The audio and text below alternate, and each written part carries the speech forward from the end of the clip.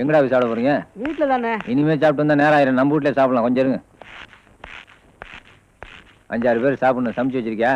இல்ல. இல்லையா? சரி, சோறு தான் ஆக்கல.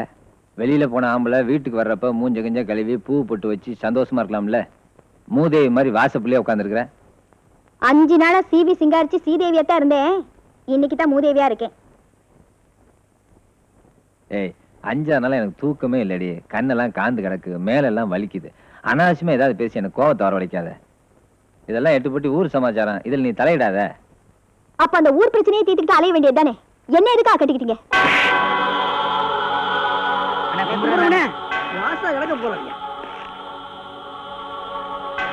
பொண்டாட்டியோட அருமை என்னன்னே தெரியாத உங்களுக்கு எல்லாம் பொண்டாட்டி எதுக்கு?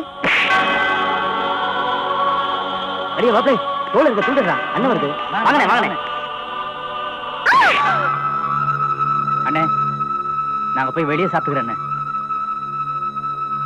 இந்த ஊருக்குள்ள எனக்கு எம்பிட்டு மரியாதை இருக்குன்னு தெரியுமா உனக்கு? பெரிய பெரிய மனுஷன் என்ன கண்டா இடுப்புல துண்டு எடுத்து கட்டுவான். நேத்து வந்து நீ எடுத்து பேசுறியா? பார், எனக்கு எப்ப வீட்டுக்கு வரணும்னு தோணுதோ அப்பதான் வருவேன். சட்டியை சுரண்டி கஞ்சி காய்ச்சி அவுத்து போற துணியை துவச்சு போறதுக்குலாம் என்னால மரியாதை கொடுக்க முடியாது. தெரிஞ்சுக்க.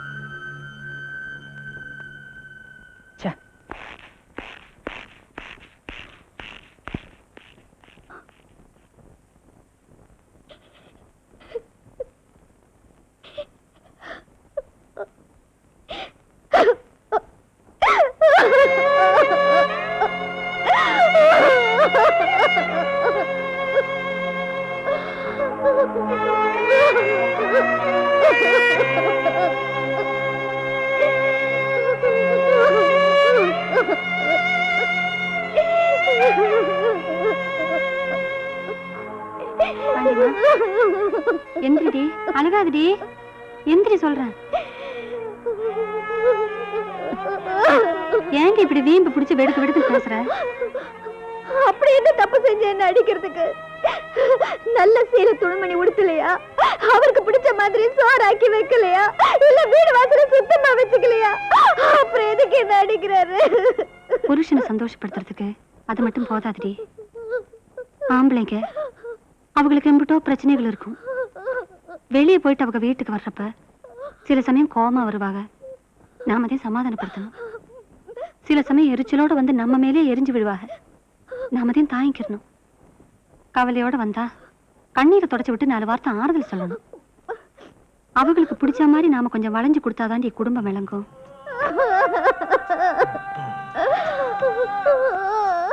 நாம பொம்பளையா புறப்படுத்திருக்கிறதே அதுக்குதான். இத பாரு, அப்பா உன்னை செல்லமா தாங்கி தாங்கி வளர்த்துட்டாரு. புருஷன் வீட்லயே அப்படியே இருக்கணும்னு எதிர்பார்க்க முடியுமா? உனக்கு ஒரு புருஷனா கிடைக்கிறதுக்கு நீ கொடுத்து வச்சிருக்கணும். சரி, அழுகாத. இன்னைக்கு அவர் சீக்கிரம் வந்துருவாரு. எல்லாம் சரியா போயிடும். சடையாண்டி தம்பி, அந்த 8பட்டி கம்மாயை திருப்புறதுக்கு சுழுவா ஒரு வழி இருக்கு. அந்த பொன்ராசுக்கு ஒரு பொண்ணு இருக்கு. அந்த பொண்ணை நீங்க கட்டிக்கிட்டீங்கன்னா 2 குடும்பத்துக்கும் உள்ள பகை தானா தீந்துரும்ல. கல்யாணம் முடிஞ்ச கையோட புள்ள கையிலேயே மம்மட்டியை கொடுத்து போய் கம்மாயை திருப்பிக்கு வாழாண்டா திருப்பிக்கு வாரா.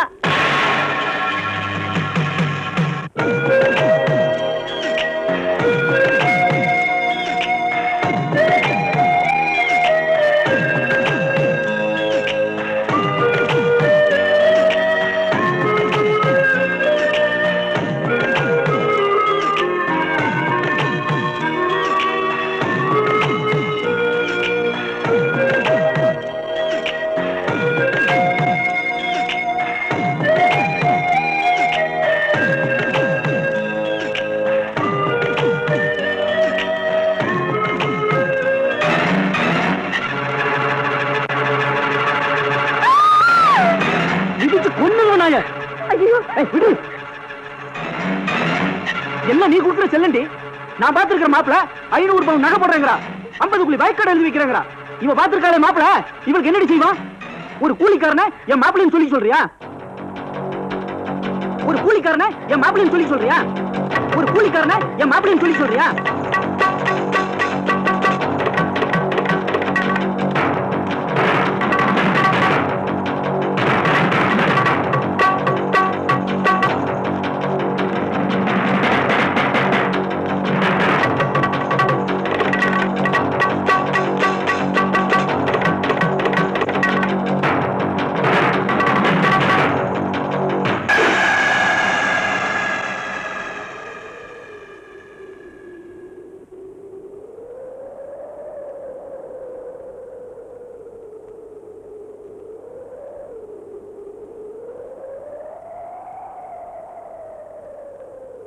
அண்ணே நீங்களே அவங்க 2 பேர்த்தையும் எங்காவது ஓடி போய் பொழைச்சு போங்கடா நாய்களை துரத்தி விட்டுருந்தா எங்காவது கண்காணாத இடத்துல போய் பொழைச்சிருப்பாங்க. அநியாயமா இப்படி பிடிச்சி வச்சிட்டீங்களண்ணா. இனிமே என்ன ஆகும்னு நினைச்சாலே ரொம்ப பயமா இருக்குதுங்கண்ணா. டேய், நான் இந்த 8 பெட்டியும் காவக்காரனா? பயிர் பச்சே களவு போகாம காவ காக்குறவன் ஒரு பொண்ணே களவு பச்சா எப்படா தடுக்காம இருக்க முடியும்? பணக்காரங்களை பத்தி உங்களுக்கு தெரியாதுங்கண்ணா. அவனுக்கு வெறும் நாயோட மோசமானவனுங்க. கடைசியில் என் தம்பி உசுருக்கு ஆபத்து வந்துருங்கண்ணா. இம்பிட்டு பேசுறவன் தம்பியை நீ ஒழுங்கா வளர்த்துருக்கணும். உன் தம்பியை வச்சு நீ பணக்காரனாங்கன்னு ஆசைப்பட்ட, அதான் விட்டு வேடிக்கை பார்த்த. அவன் பூந்து விளையாண்டான். பொன்ராஜ் முதலாளி மத்த பணக்கார மாதிரிலாம் கிடையாது, ரொம்ப நல்லவர். என் வார்த்தைக்கு எப்பவும் கட்டுப்படுவாரு. நீ ஒன்னும் கவலைப்படாத.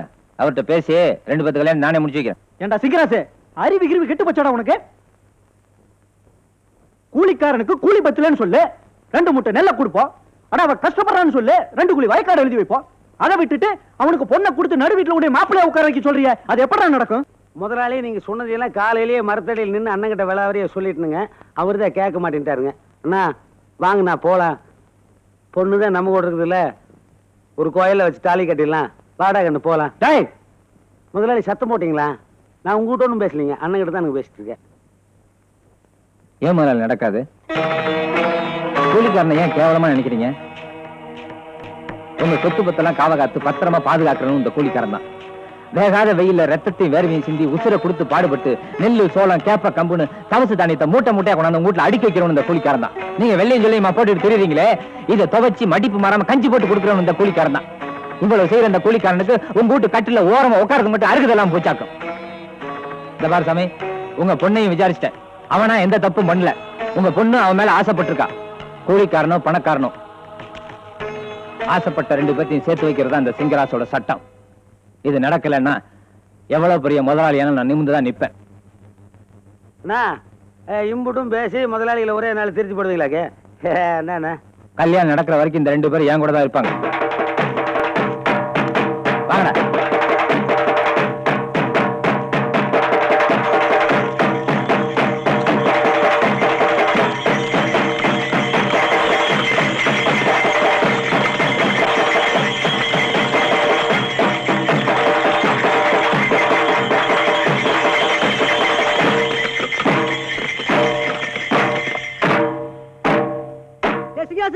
மரியாதை அந்த பையனை வெளியேறிவிடா. டேய், நெசமாவே நீ 8 பட்டிக்கு ராசானா? வெளியே வாடா. டேய், உள்ள போய் தூங்குடா.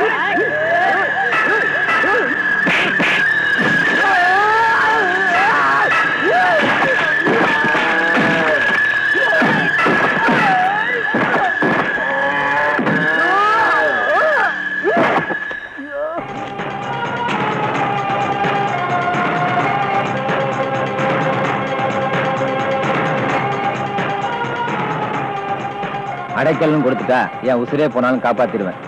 அவன் என்ன படைச்ச சாமியா இருந்தா கூட பயப்பட மாட்டான். உடம்ப காப்பாத்திக்கிட்டு ஒழுங்கா வீடு போய் சேரணும்.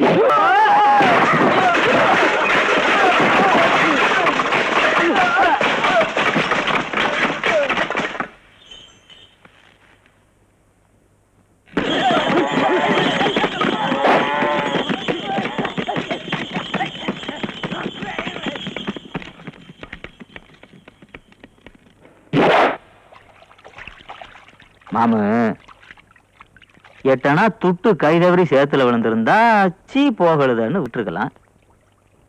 சேத்துல விழுந்தது விலை மதிப்பில்லாத மாணிக்கம் மாமு. அதை எடுத்து கழுவி பத்திரமா பூசையில வச்சுக்கிட்டாலும் தப்பு இல்ல. இப்பவும் உங்க மகளை கட்டிக்கிறதுக்கு நான் தயாரா இருக்கேன். மாப்பிள அந்த கூலிக்கார பையில என்ன மாமு நீங்க, அவன்லாம் ஒரு பிரச்சனையா? கவலைப்படாதீங்க, ஆளைய தீர்த்துறேன்.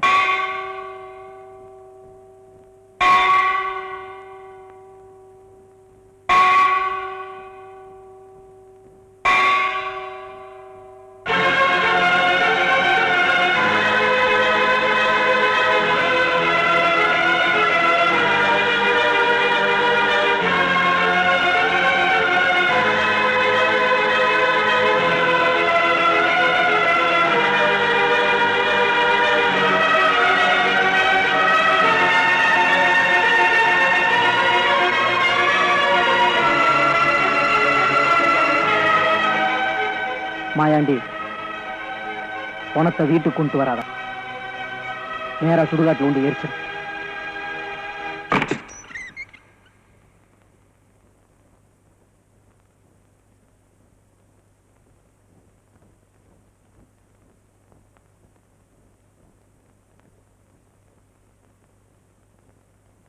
முதலாளி,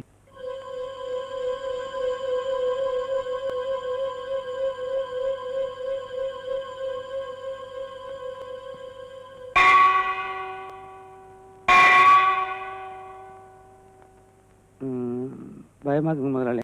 எதுக்குடா பயப்படுறேன்?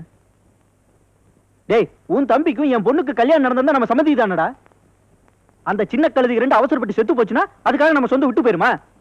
எவனோ ஒரு அனாதை சிங்கராசு அவனை உட்கார வச்ச இடத்துல நம்ம சொந்தக்காரன் ஜாதிக்காரன் உன்னை உட்கார வைக்க போறேன்டா.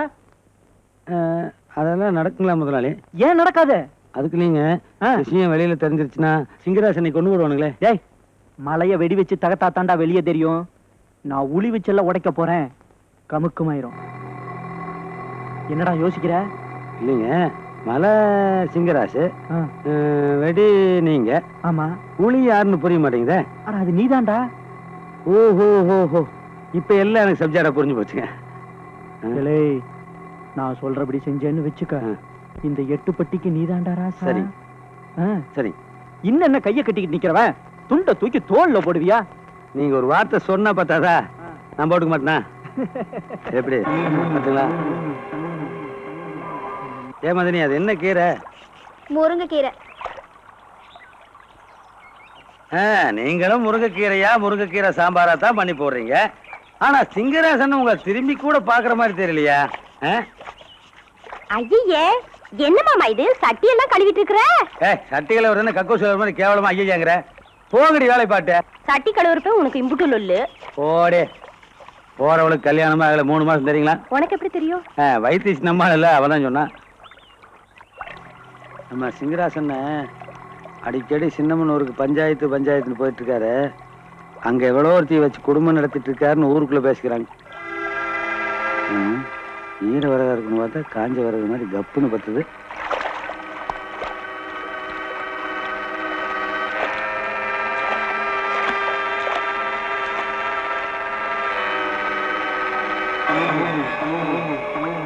கும்பளைய பச்சை மிளகா மாதிரி கார சாரமா இருந்தா தான் வேலையே ஆகும்.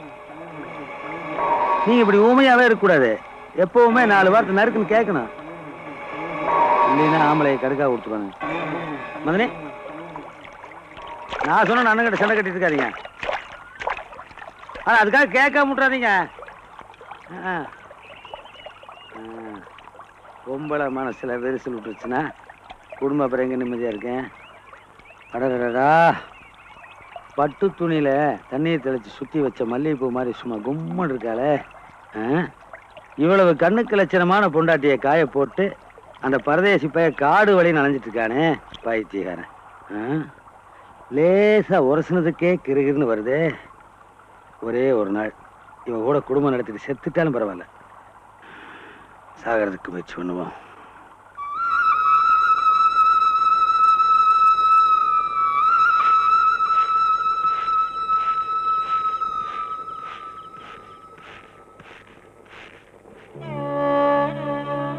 என்னடி பொட்டியோடு நிக்கிற? எங்க அப்பா வீட்டுக்கு போறேன். உங்க அப்பா வீட்டுக்கு போறியா? ஏன்? நான் இடைஞ்சலா இருக்கிறதுனால தானே நீங்க சின்னமனூர் வரைக்கும் போறீங்க. நான் போயிடுறேன். நீங்க இங்கே எவ கூட வேணாலும் சந்தோஷமா இருங்க. என்னடி சொல்ற?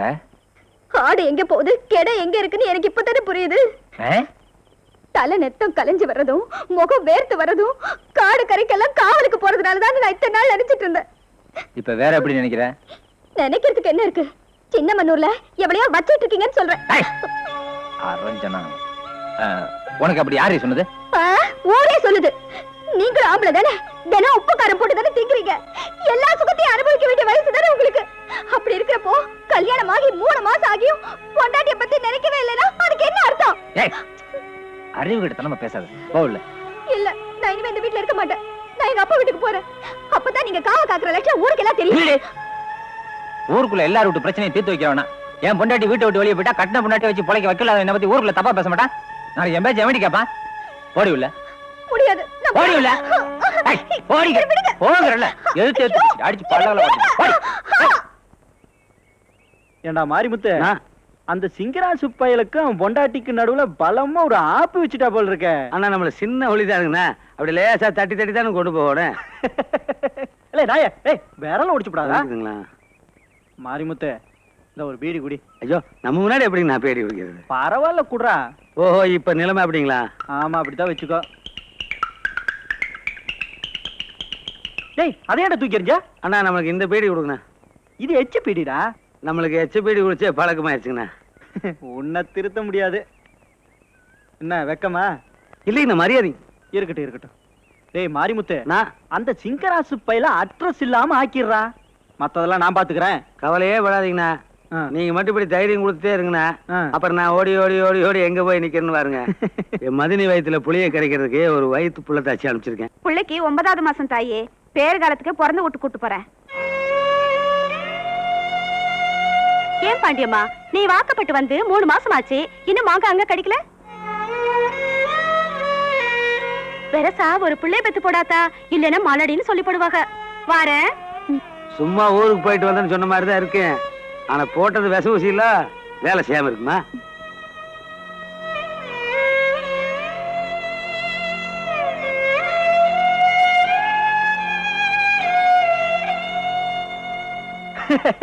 அதனாலதான உன்னையும் செட்டப் பண்ணிருக்க. சிரிக்கிறியா நீ? இருடா மகனை, உனக்கு ஒரு ஊசி வச்சுக்கிற, தை நடு மாதிரி வேலை செய்ய.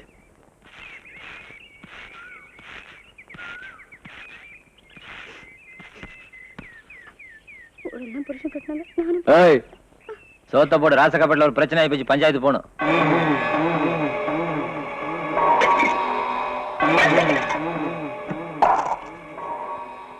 சோறு திங்கிறதுக்கு போறியா இல்ல திங்க கூடாதுங்கிறதுக்காக போறியா? கேக்குறேன், வாயில கொள்கடியா வச்சிருக்க, பதில் சொல்ல. ஆமா, வீட்டுல 1000 பிரச்சனை இருக்கு. அதை தீக்கிறதுக்கு துப்பு இல்ல. இவர் போய் ஊர் பிரச்சனையை தீக்கிறாரு. அப்படி என்ன அம்மாளுக்கு தலைக்கு மேல பிரச்சனை ஆகி போச்சான்? என்ன கட்டிக்க துணிமணி இல்லையா இல்ல சோறு தண்ணி இல்லையா? ஒரு பொண்ணுக்கு புருஷன் வீட்டுல அது மட்டும் கிடைச்ச போதுமா? வேற என்ன வேணும்? காரு வீட்டு மாயக்கா வாக்கப்பட்ட 8 மாசத்துல 2 பிள்ளைய பெத்துட்டா. நீங்க கல்யாணம் பண்ணி வச்சீங்களே மொக்க என்ன? அவர் சம்சாரம் 9 மாசம் புள்ளத்தாச்சி ஆகி பேரு காலத்துக்காக அவ ஆத்த வீட்டுக்கு போயிருக்கா. ஆனா நாம நிறுத்தி. பொம்பளைங்கிறவ தான் வீட்டுல என்ன நடக்குன்னு பாக்கணும். அடுத்த வீட்டை பத்தியே பேசியிருந்தா குடும்பம் விளங்காம போயிரும். ஆமா, அவங்க ஊர் உலகத்துல பொஞ்சாதிய புள்ளத்தாச்சி ஆக்கி தாம்பளைங்கிறத ருசு பண்றான். நான் ஆளை பார்த்து ஆசைப்பட்டவ தானே. அப்ப என்ன கையால் ஆகாங்கறியா? வருஷத்துக்கு ஒரு பிள்ளை உனக்கு கொடுக்க எனக்கு தெம்பு இருக்குடி. நீ சோறு போட்டா தானா திங்கிடுங்கிற ஆசை எனக்கு வரணும். நீ நடந்துக்கிற முறையை வச்சு உனக்கு ஒரு புள்ளைய கொடுக்கணும் என்ன எனக்கு வரணும். அதை தெரிஞ்சுக்க முதல்ல. புள்ள வேணும், புள்ள.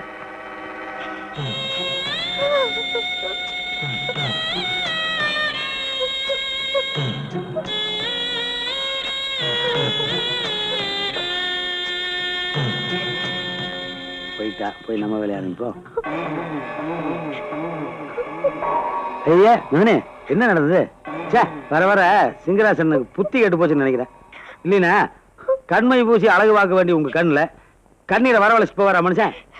உங்களுக்கு இருக்கிற இறக்கம் கூட அவருக்கு இல்லையே. ஐயா இறக்கமான என்ன மாதிரி பிறவிலேயே வரணும் மதனே. சரி அழுகாதீங்க, உங்க மேலே மிஸ்டேக் இருக்குல்ல. என் மேல என்ன தப்பு? அது சொன்னா புரிஞ்சுக்கிற பக்குவத்தில் இப்ப நீங்க இல்ல. ஏன்னா இப்பதானே சோத்து பானை விழுந்திருக்கு. அரிசி மூட்டையே ஒரு நாளைக்கு வெளியில வந்து விடும். அப்ப நான் சொல்றேன் மதனே, இந்த குழம்பு நீங்களா வச்சீங்க? அடடடா, கையை நீட்டுங்க, கையை நீட்டுங்க. நான் சொல்றேன் தெய்வமே, கண்ணாடி வளையல் போடுற கையா இது? உங்களுக்கு புரியுது, அவருக்கு புரியலையே. அதெல்லாம் புரியாதுங்க. நான் அப்பவே சொல்லி அதெல்லாம் பிற வெளியே வரணும்னே. மதனே எடுத்து போய் நான் வெளியில உட்காந்து சாப்பிட்டுருக்கேன். வேணாம், நீங்க இங்கே ஐயோ, நீங்க சங்கடத்தோட அழுதுட்டு இருக்கும்போது நான் எப்படி உங்க முன்னாடி சாப்பிட முடியும்? நான் நாய்ங்க, நான் வெளியிலேயே உட்காந்துக்கிறேன்.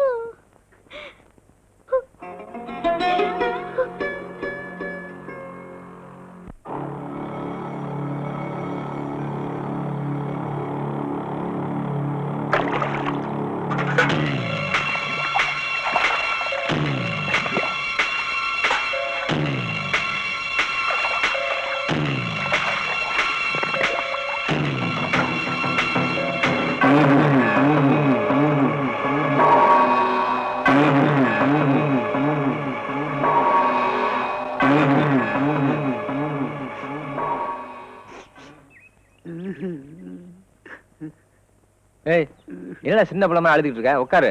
வேணாம் போகணும். உட்காரு. ஆமா, உன்னை பாண்டியம்மாவுக்கு துணையா இருக்கு சொன்னேன். இங்க எதுக்கு வந்த? போகணும், எனக்கு இந்த வேலையை வேண்டாம், நான் ராஜினாமா பண்ணிடுறேன். ஆமா, நீ பாக்குறது மந்திரி உத்தியோகம், ராஜினாமா பண்றான். அவன் வேலை அவனுக்கு பெருசுனே. உன் வேலை உனக்கு பெருசுதான். சரி, என்ன நடந்துச்சு? வேண்டாண்ணே, எதுக்கு நான் வம்பு? அப்புறம் எங்க அழுகுற? இல்லைண்ணே, நீங்க கூட பிறந்தவர் மாதிரி எங்க மேல எவ்வளவு பிரியமா இருக்கிறீங்க. ஆமா, நாங்களும் பதிலுக்கு எவ்வளவு விசுவாசமாக்குறோம். இப்ப யாரு இல்லைன்னு சொன்ன? ஆனா மதனி இன்னைக்கு என்னை பத்தி தப்பா பேசிச்சுனா. தப்பா பேசினாளா? அவளுக்கு என்னன்னே தெரியல. எப்ப பார்த்தாலும் உங்களை கண்டாலே பிடிக்க மாட்டேங்குது. ஆமாங்க. அன்னைக்கு அப்படிதான் உங்களுக்கு சோறு போட்டதுக்கு சண்டை பிடிச்சா. நீங்க என்ன பாக்குறதுக்கு அடிக்கடி வீட்டுக்கு வந்து போறீங்கல்ல, அதுக்குமே சண்டை பிடிக்கிறா. அதுக்குண்ணா மதனி விட நீங்க எங்க மேல பிரியமாக்குறீங்களோ அதனால போடாம. இருந்தாலும் இருக்கும். வா, இன்னைக்கு என்ன ஏதுன்னு கேட்டுருவோம். ஏய், எதுக்குடி அவன் தப்பா பேசுன? அவன் என்ன செஞ்சான்னு கேட்டீங்களா? அண்ணா அவங்கள விட்டுருங்கண்ணா, நானே கேட்டவனா இருந்துறேன். நீ சும்மாரா. அவனை பத்தி எனக்கு நல்லா தெரியும். நீ எது சொன்னாலும் நான் நம்ப மாட்டேன். உனக்கு தான் அவளை கண்டாலே பிடிக்கலையே. அவன் என்கிட்ட தப்பான முறையில. வாய் மூடு. இந்த சிங்கராசி இருக்க எல்லைக்குள்ள தப்பான ஆளே நுழைய முடியாது. அப்படி இருக்கப்ப என் கூட தப்பான ஆள் இருப்பானா? நீ வேணே அவனை தப்பா சொல்ற. டேய், அவன் என்ன சொன்னா இந்த இடத்த விட்டு நகர கூடாது. இங்கதான் இருக்கணும், தெரிஞ்சுக்க. சரி. எப்பயும் கூடமான ஒத்தாசைக்கு அவன் தான் அவன் கூட இருப்பான்.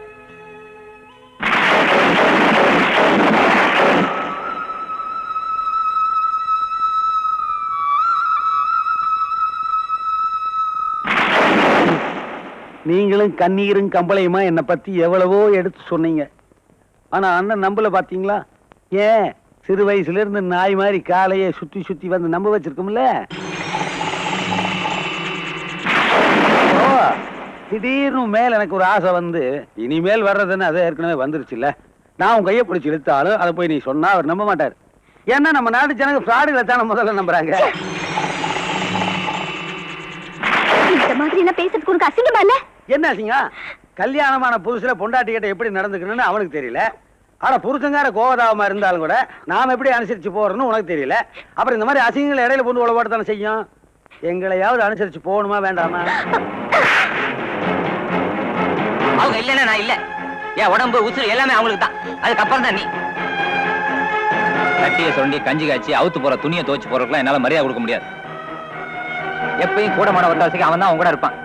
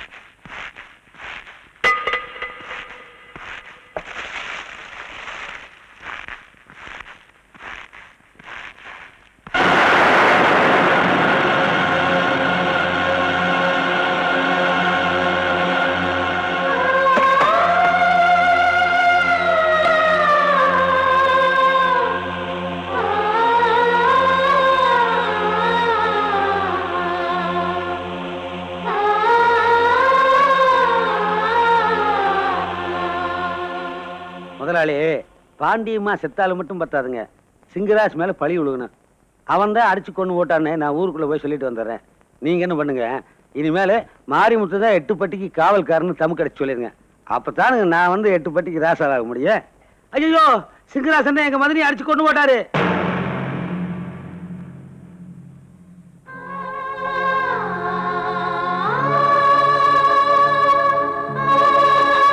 ஐயோ, சிங்கராசன் எங்க மதனி அடிச்சு கொண்டு போட்டாரப்பா.